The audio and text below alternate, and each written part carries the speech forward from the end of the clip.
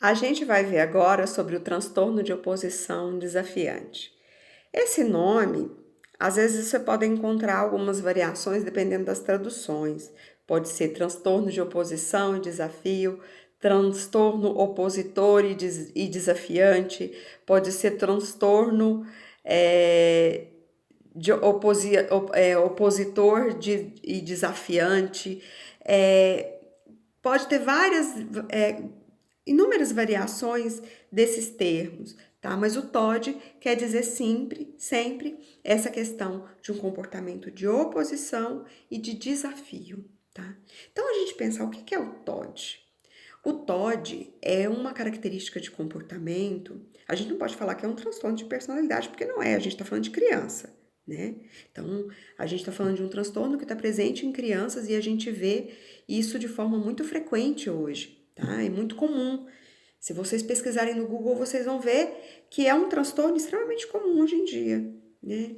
É um padrão de comportamento negativo, ou seja, ele é um comportamento de não aceitação e desafio. Então, além de não aceitação do comportamento do outro, ele desafia o outro. Então, ele não obedece e desafia, né? Então, é desobediente com frequência direcionado contra figuras de autoridade. Eu costumo até dizer, é aquele menino que fala assim, menino, vai tomar banho. Eu não vou, você não manda em mim.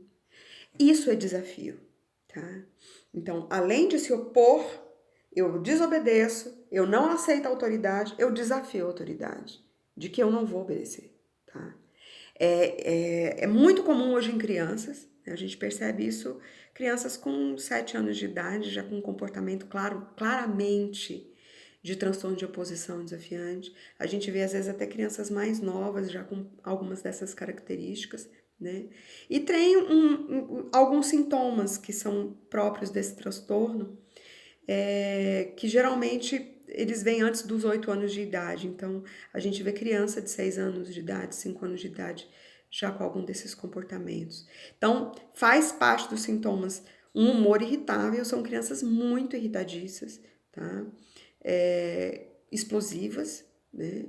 Que elas podem ter um comportamento argumentativo e desafiador, então ela não quer fazer uma coisa, ela vai ficar argumentando com você e vai ficar te desafiando, dizendo que ela não vai fazer, que você não manda nela, por que que você manda, né? Tem uma agressividade, uma índole vingativa, tá?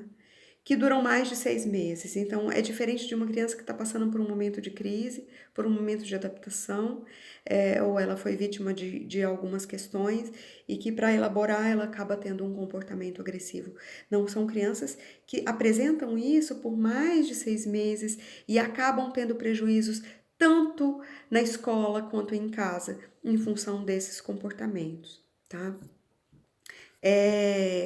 No TOD, a gente percebe no comportamento quais as características principais: agressão, automutilação. O indivíduo tem um padrão explosivo e irritadiço, é tanta raiva e tem surtos de raiva que ele pode ter automutilação, tá? Tem um comportamento antissocial, ou seja, de não cumprir as regras, de não cumprir as normas, gritos, impulsividade, irritabilidade, crianças extremamente, como o povo gosta de dizer, nervosa, menino nervoso. É mais ou menos isso, mas além dessa questão de crianças nervosas, esse padrão de desobediência e de oposição franca e desafiar a autoridade. Eles desafiam de forma não dissimulada, olhando na cara dizendo que não vai obedecer. Tá? Isso é o desafio, que é uma característica própria desse transtorno de oposição. Tá? No humor, a gente percebe muita ansiedade ou raiva nessas crianças. E também é comum depressão ou falta de atenção. Aqui é importante a gente fazer referência a um outro transtorno que acompanha geralmente muito quem tem transtorno de oposição e desafio, que é o TDAH, o transtorno de déficit de atenção e hiperatividade. Tá? E é muito comum também, quem tem o TDAH, crianças que apresentam o TDAH, vir a apresentar o TOD, tá? O transtorno de oposição desafiante. Então, a gente sabe que existe uma relação muito grande entre o TOD e o TDAH, tá? Que são essa falta de atenção, essa falta de foco. tá? As causas até hoje não são muito claras, né? Embora que não existe um padrão genético quando se fala que não é claro, é porque não se estabeleceu padrões genéticos, ou seja, a gente não consegue perceber ainda dentro desse tipo de comportamento, dentro desse tipo de transtorno, na frequência deles, um padrão genético, um padrão que seja biológico. Mas é lógico que a gente estabelece alguns padrões sociais e alguns padrões psicológicos, alguns padrões de comportamento próprio da sociedade, a valorização que a sociedade faz, que repercute nesse tipo de comportamento, tá bom? O que se sabe, as pesquisas apontam, é que ocorre com mais frequência em crianças de famílias cujos adultos brigam em voz alta, aos berros, aos gritos, e que as crianças geralmente têm esse padrão, acabam desenvolvendo essas características do transtorno de oposição e desafio, tá? E esse transtorno indica a presença de problemas subjacentes que podem exigir mais investigação e tratamento. Particularmente, a minha experiência clínica me mostra muito que crianças que apresentam esse transtorno de oposição e desafio são crianças com pais muito vulneráveis, que têm uma dificuldade muito grande em colocar limite, mesmo nos seus filhos, em função de uma vulnerabilidade afetiva. São pais geralmente imaturos, imaturos que eu digo não quer dizer jovens, tá? Mas eu digo imaturos afetivamente, imaturos no sentido de que buscam um suporte afetivo nos filhos, né? Então, dizer não é muito difícil. Colocar limite no filho significa você poder ouvir de um filho que ele te odeia, que ele não vai te amar. E as pessoas que são vulneráveis, elas não dão conta disso. E elas acabam gerando pouquíssimas frustrações nos seus filhos e sempre trazendo para eles buscando satisfazer todas as suas necessidades e vontades e desejos, né? E isso faz com que esses indivíduos sejam extremamente vulneráveis à frustração. Então, qualquer coisa que não seja o seu desejo satisfeito, o indivíduo explode. Ele fica extremamente irritadiço. Ele não consegue lidar com a mínima frustração do seu desejo, da sua vontade, tá? Por isso que a gente diz tanto, quando a gente estudou psicanálise, sobre a importância da frustração vir na medida, porque ela é um tempero de crescimento do ego, de amadurecimento na funcionalidade desse ego, de lidar com a realidade, entender que não vai se desintegrar se o seu desejo não é satisfeito. E aí é possível que o indivíduo consiga sublimar, ou seja, encontrar outras formas que respeitem o direito do outro à satisfação dos seus desejos. Então, essa forma elaborada de ter os seus desejos satisfeitos só é possível em pessoas que puderam lidar com a frustração de forma adequada à idade em que estavam. As frustrações próprias de uma criança, elas são adequadas à idade, né?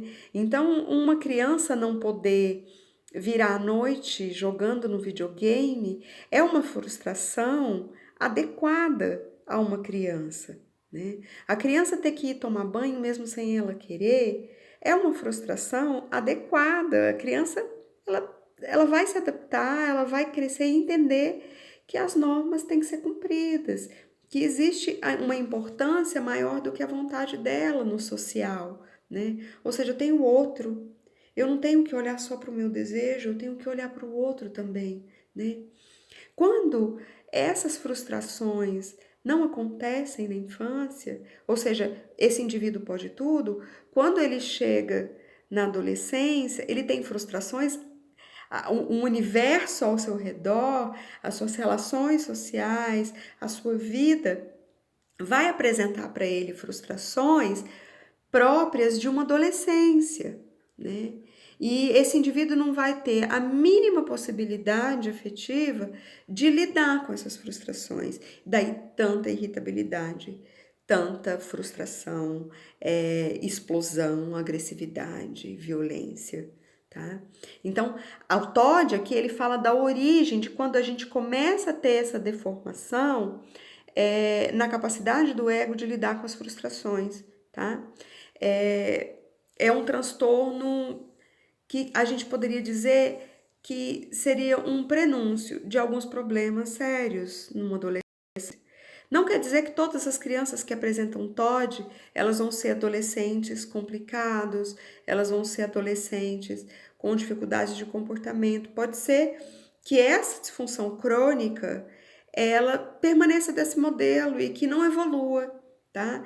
Mas se não há uma alteração em toda a rede de apoio desse adolescente, dessa criança, ou seja, uma terapia familiar mesmo, tanto para a criança quanto para os pais, né, orientação escolar, se não há toda uma rede envolvida no apoio a essa criança com TOD, ou seja, trazendo formas de que esse indivíduo aprenda a lidar com a frustração, aprenda a lidar com o limite, e que esses pais consigam dar o limite a esse filho, sem ser de forma violenta, porque violência não é limite, né?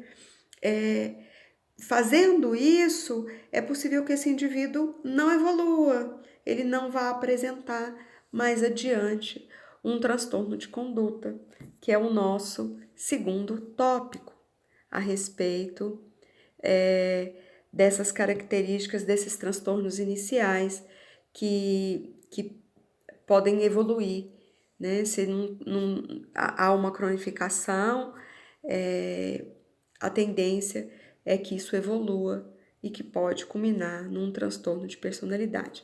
No próximo vídeo a gente vai ver aqui transtorno de conduta.